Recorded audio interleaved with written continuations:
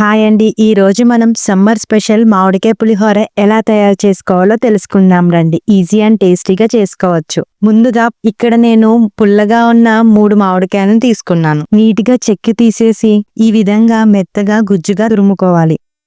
తర్వాత ఒక బాండీలో ఆయిల్ వేసుకుని కొంచెం ఆవాలు చిటపటలాడిన తర్వాత పోపు దినుసులు అంటే వేరుశెనగ గుళ్ళు, శనగపప్పు, అలాగే కొంచెం మినపప్పు కూడా ఇష్టం ఉంటే వేసుకోండి. తినేటప్పుడు మినపప్పు టేస్ట్ చాలా బాగుంటుంది. అలాగే కరివేపాకు, కొన్ని పచ్చిమిరపకాయలు, ఎండుమిరపకాయలు కూడా వేసుకోండి.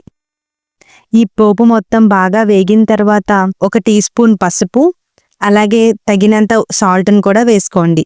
ఇవన్నీ కొంచెం వేగిన తర్వాత మనం తీసుకున్న మామిడికాయ గుజ్జుని ఈ పోపులో వేసేసుకోండి.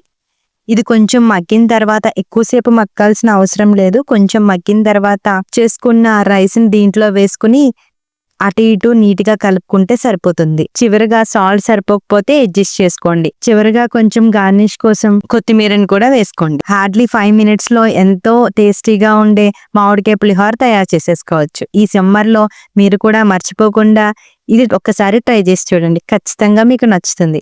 ఈ వీడియో కనుక మీకు నచ్చినట్టయితే మరికొన్ని రెసిపీస్ కోసం మా ఛానల్ని లైక్ చేయండి, కామెంట్ చేయండి, షేర్ చేయండి. అలాగే మర్చిపోకుండా సబ్స్క్రైబ్ చేసుకోండి. Thank you.